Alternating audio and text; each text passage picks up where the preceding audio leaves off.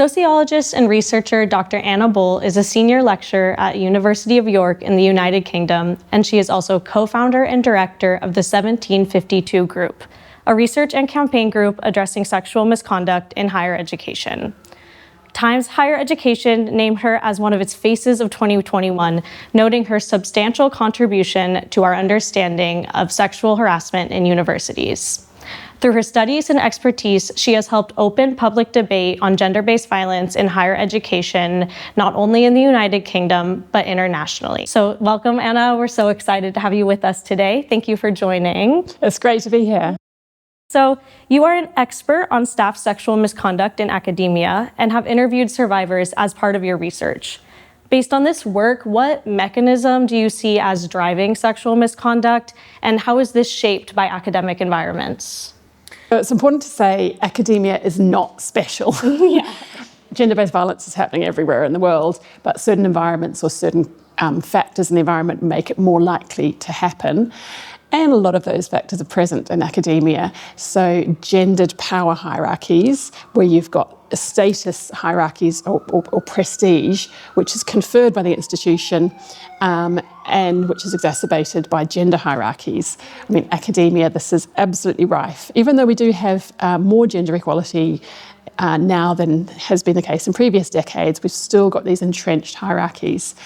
And that creates a conducive context for all kinds of abuses of power, including sexualized abuses of power, to occur.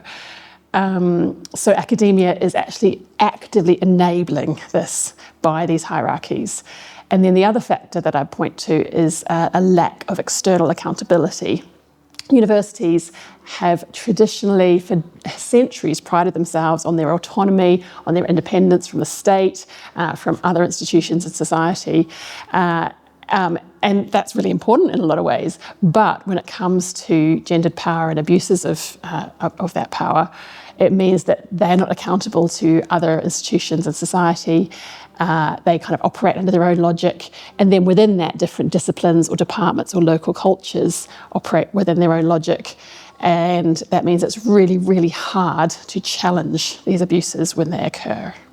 Yeah, so these sort of structural mechanisms that are everywhere, but also unique in these academic contexts as well. Absolutely. So in your research, you have criticized the limited effectiveness of reporting procedures in UK institutions.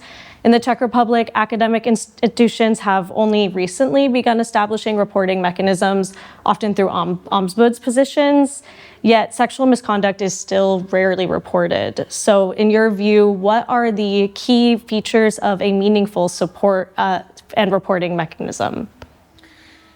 This is actually a pretty complicated question, but I think the fundamental point that we need to centre is prioritising the safety and the access to education for people who come forward to report or to raise concerns in other ways. They might be raising concerns about others, about the wider culture, or about their own experience.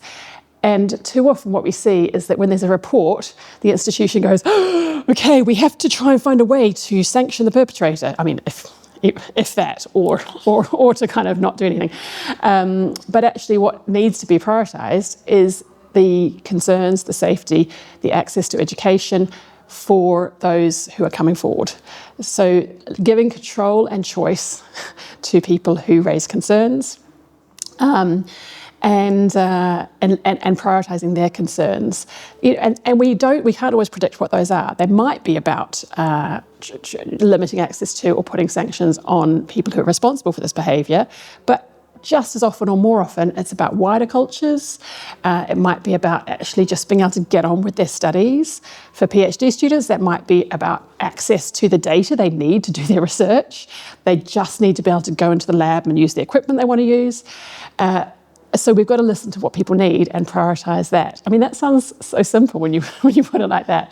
But unfortunately, we still see reporting processes centring on the responding party, the person who has been accused, and not giving control and choice to reporting parties. And the other thing to recognise is that this is about the institution sometimes has to take responsibility for what's being told to them. So quite often I hear from reporting parties or from students and staff who've been targeted, I just wanted to tell somebody and pass it over to them. The institution needs to know that these harms are occurring in their space, and I'm doing them a favour by putting myself at risk by telling them, only to tell the institution and for them to say, well, what do you want us to do? Oh, well, if you don't know, we won't do anything. Or if you won't be named in a report, we won't do anything. The institution has to take responsibilities for the cultures and the harms that are occurring within its spaces. And that's a complex question, because sometimes it's not clear what action to take and how to take action. So that's why I guess it is quite a complex question. Yeah, and of course there's no one real answer, but it sounds like this shifting in responsibility is an important part, where it's not the complainant that should be responsible, it should really be the institution. And you spoke about holding perpetrators responsible as well. A major issue in the Czech context is this pass the perpetrator problem, where people accused of sexual misconduct will quietly leave one institution and go to another without facing consequences. You've initiated the misconduct disclosure scheme. Could you tell us more about that, what it is? Is that something Czech institutions can utilize? So yes, we would love to see Czech institutions signing up to this scheme. It's important to say, actually, we didn't initiate it. We're just campaigning for higher education institutions to join an already existing scheme. So pass the perpetrator, guess what? It's not just a problem in academia, it's also a problem elsewhere. And so this scheme was set up in the aid sector, in the humanitarian sector, after some international scandals from aid agencies like Oxfam, where the issue of aid workers moving between organisations and continuing to perpetrate harm was, they were trying to address this. So they set up a scheme which is pretty simple. All it requires is that you share, that you ask certain questions at the point of hiring, about the people you're hiring, and then you provide the answers to other people who are hiring them. When I say it, I'm just like, oh my God, this is really not rocket science. Yeah, get with it. But in higher education, unbelievably, this does not happen. The most basic, fundamental, safer hiring practices do not occur. Most institutions, they might not even ask for an employer reference from the current or most recent employer. And if they do, they don't ask the kind of direct questions about, are there any ongoing or upheld disciplinary investigations in this area around harassment and sexual misconduct.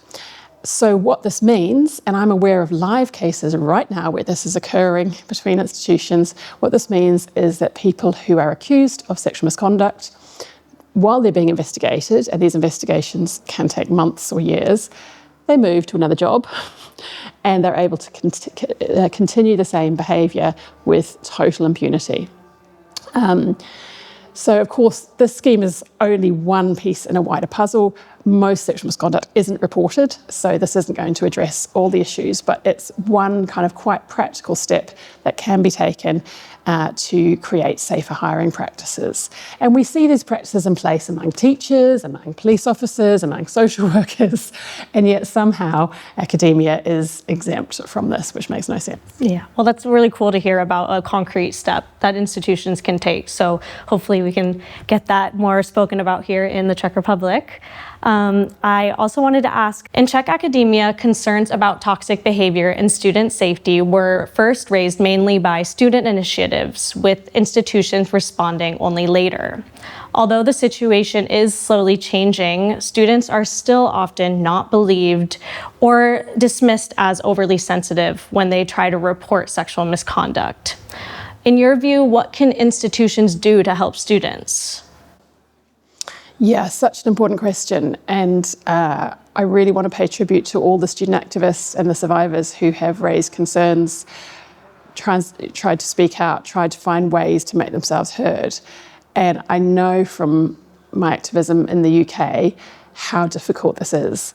And when you've already experienced harms, that you have to take the toll of speaking out and being the one to then raise concerns within systems that don't hear you and that don't work for you. So I really pay tribute to those, the activists who are doing this work, and I really encourage you, if it feels okay for you, please keep going, because your work, even if it feels like it's not making a difference, it is building a movement, it is making a difference. So really what we're looking at in terms of institutions supporting survivors is a seismic shift in the role of institutions. So actually, if we look at gender-based violence or sexual harassment across society, this is a large proportion of particularly women and LGBTQ people who experience this, but men as well. And to address this issue, we don't just need the criminal justice system to tackle it. We need education institutions, workplaces, all organisations to be stepping up and making change. So what we need from higher education institutions is firstly recognition that yes, this is their responsibility. Students are at the age group who are most likely to experience all forms of gender-based violence, whether that's stalking, domestic abuse, sexual violence. 16 to 24-year-olds are particularly at risk, and of course they're heavily represented in higher education. So this issue that really is restricting the freedom and safety and health of a large proportion of the population has to be at the centre of higher institutions' role. So they need to actually recognise this as part of their role and their mission, and the extent to which they're enabling this issue through the kind of status hierarchies we've talked about. So there's quite a big shift that's needed. But one of the things that, one of the concrete steps that we're seeing higher education institutions doing is hiring specialist gender-based violence staff to support students, and it makes a huge difference to survivors rather than having just a kind of general support person or counsellor or advocacy worker, to have somebody who understands this issue, understands the dynamics, understands that what survivors bring to it, understands the complexity and nuance of this, and is able to support them. I think we shouldn't underestimate what a big difference that makes. So I'd like to see that as a kind of a really clear first step. And then, of course, once that's in place, there has to be the infrastructure from the institution to support these people in these roles. Definitely. And speaking of infrastructure from institutions, the 1752 group, in cooperation with the international law firm McAllister Oliverius, has published sector guidance on staff sexual misconduct, addressing legal issues like investigations and confidentiality. And so in your work as a researcher and activist, what key legal issues have you encountered, and how did your cooperation with the law firm help address those? So this guidance really came out of one of the biggest issues we were seeing when students were reporting staff sexual misconduct. And it's, we've got to be clear, the only way that this can be addressed is through the institution taking steps. If a student is dependent on a staff member for their teaching, for their degree, for references, the institution needs to make sure it's safe for them to access their education. It seems obvious to say, but I just sort of point this out because we are seeing people saying, no, actually, we should be moving towards more restorative approaches, which is certainly the case in some contexts. But in this issue, we do need disciplinary cases sometimes. And what we were finding is that students who reported this had no rights in the process. It was all about the disciplinary case for the staff member. And this is the case in student issues as well, I should say. And the reporting party was not told the outcome of what happened at the end. They were not given access to the investigation report. The people that they asked to be interviewed as witnesses were not necessarily always contacted. And throughout the process, they were deemed a witness. They had no rights. Wow. So, and that's still the case. And so this was the issue that we were trying to raise and say, okay, if somebody's come forward to report, they need to, at the very least, be given information about how their case has been handled and being told what the staff member is saying about them, for example. So we are making slow progress, but we have made some progress where we now have a kind of a consensus that reporting parties should be told the outcome of their case, which seems like, a very low bar to start from. And I think a lot of people will be surprised to hear that you report and you give evidence and you go through this draining, difficult process, and then you don't get told, oh yes, we fired him. But that's the case at most universities in the UK. And I know in Belgium recently, they've been talking about the same issue.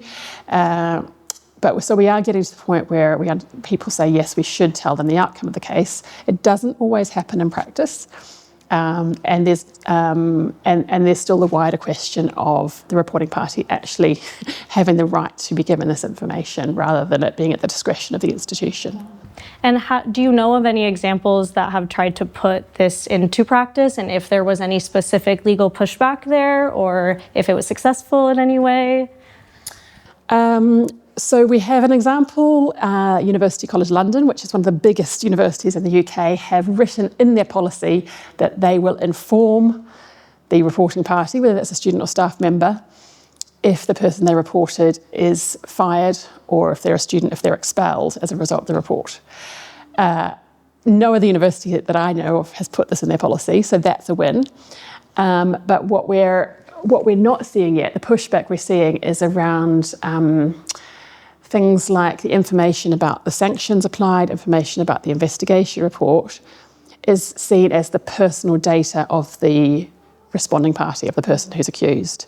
And so what we're effectively doing is we're protecting people's privacy, the people's private data over actually people's safety. Yeah. So yes, this is a balance. We do have to bear in mind that we've got to balance these two things, but I think we're balancing them wrong. Yeah. I think we need to give safety more priority in this case than data privacy. Yeah, definitely. The data privacy, I know that's a tricky one for sure. Going a little more broad now then, based on your research and engagement with institutions, where do you see these main gaps in our understanding of sexual misconduct in academia and also other organizational settings? So one of the things we see in research over and over and over and over again is that LGBTQ people are much more likely to experience sexual misconduct of all kinds, and particularly trans people, non-binary people, and bisexual people, but across all LGBTQ people. And so we need to know much more about prevention and response in this area. And we need to know much more about how transphobia, biphobia, and other gender norms are creating a context that enables this to occur, and then to understand what we need to change in our cultures to make this a safer space. And this is particularly important at the moment where there's such a hostile environment towards trans people, in the UK and in many countries around the world. So this is a really, really important kind of political as well as kind of knowledge issue. Yeah, definitely. And this last question, a bit broad, but what would meaningful change look like in practice for organizations that genuinely want to create a safer and more equitable environment for workers and students? So when I've spoken to people who've reported sexual misconduct to the university, one of their priorities from their institutions is openness and transparency. They want to know what is happening, both in their individual case, but also in the institution's work more generally. So I think a huge step would be much more transparency and around data so actually gathering data on this issue, which is not happening nearly enough. And then reporting that data and reporting and talking publicly about the institution's approach in this area. So, we have a model around kind of gender equality work. There's data that has to be gathered on that, has to be reported on that. To some extent, there's a public conversation around that. So we need similar work around gender-based violence. But also I'd add to that, within an institution, I think meaningful change would look like every single person in the organisation, so that's students, staff, whether that's security staff, cleaning staff, academic staff, administrative staff, senior leaders, everybody knows how to recognise sexual harassment and gender-based violence and to give it, to label it, because even how many years we are from Me Too, people are still not recognising and labelling sexual harassment because we still condone it and normalise it. So being able to recognise and label it and knowing how to raise concerns. If every member of an organisation knew how to do that, just the same way as you know where the fire exit is because you're told all the time, then I think that would start to contribute to meaningful change. Oh, that was very powerful. Thank you, Anna. Thank you for joining us today. And that is all I have. Yeah. Great. Okay.